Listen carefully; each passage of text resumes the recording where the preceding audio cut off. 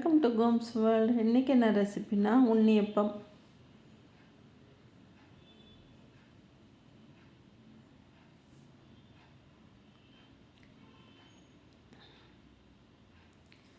வாங்க இந்த கேரளா ஸ்டைல் உண்ணியப்பம் எப்படி செய்கிறதுன்னு பார்க்கலாம்.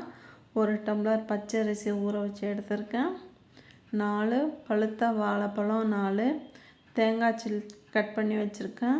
5 ஏலக்காய், 1 ஸ்பூன் சுக்கு பவுடர்.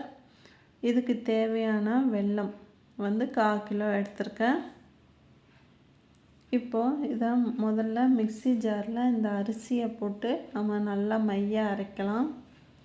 இதுக்கு தேவையான தண்ணி இதிலேயே நான் ஊற்றிருக்கேன். தண்ணியை நான் அளவாக தான் ஊற்றிருக்கேன், ரொம்ப நிறைய ஊற்றலை. இது கூட கொஞ்சமாக உப்பு, எடுத்து வச்ச ஏலக்காய் அதையும் சேர்த்து இப்போ நல்லா மையாக அரைச்சி எடுத்துக்கலாம்.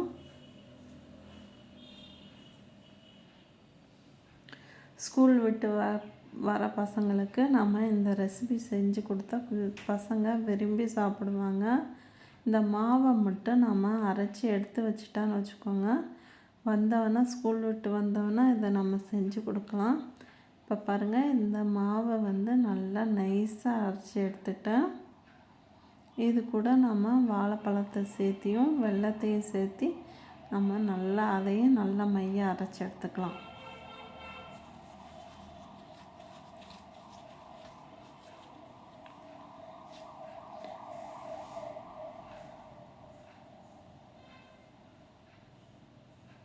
இப்போ நான் அரைச்சி எடுத்துட்டேன். இது கூட நம்ம 1 ஸ்பூன் சுக்கு பவுடர் சேர்த்து மிக்ஸ் பண்ணி 4 மணி நேரம் வச்சிடலாம். 4 மணி நேரம் புளிக்க வச்சிடலாம். அதுக்கப்புறமா 1/2 ஸ்பூன் சோடா மாவு, அதாவது இது சுடும்போது தான் சோடா மாவு போடணும். இப்போ கடாயில் நான் 1/2 ஸ்பூன் நெய் ஊற்றி இதை பொன்னிறமாக நான் தேங்காய் சில்லை வறுத்து எடுத்துக்கிறேன். இதை நம்ம அந்த மாவில் நம்ம சேர்த்து மிக்ஸ் பண்ணிக்கலாம்.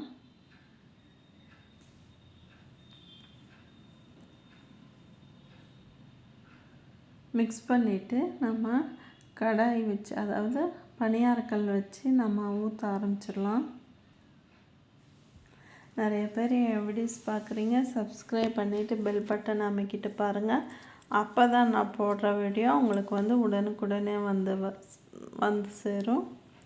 இப்போ அதாவது பணியாரக்கல்லில் நான் நெய் ஊற்றி பண்ணுறேன். நீங்கள் தேங்காய் எண்ணெய் ஊற்றி பண்ணி பாருங்கள், அவ்வளோ அருமையாக வரும். இதை நம்ம தேங்காயை வறுத்தும் இல்லையா, அதை கூட தேங்காய் எண்ணெயில் வறுத்து போடுங்க, அப்போ தான் நல்லாயிருக்கும். நான் பசங்க நெய் ஊற்றி செஞ்சு கொடுமான்னு சொன்னனால நான் நெய்யிலேயே பண்ணுறேன். நெய்யிலையும் பண்ணால் நல்லா அருமையாக இருக்கும். கேரளா ஸ்டைல்னு சொல்கிறனால நம்ம தேங்காய் எண்ணெயில் பண்ணும்போது நல்லா டேஸ்ட்டாகவும் இருக்கும், மணமாகவும் இருக்கும். இப்போ நான் திருப்பி போட்டுட்டேன். பாருங்கள் எவ்வளோ நல்லா உப்பி வருது. பசங்க விரும்பி சாப்பிடுவாங்க இது மாதிரி செஞ்சு கொடுத்தா. இது மாதிரி நீங்கள் செஞ்சு பார்த்துட்டு எப்படி இருக்குன்னு சொல்லுங்கள்.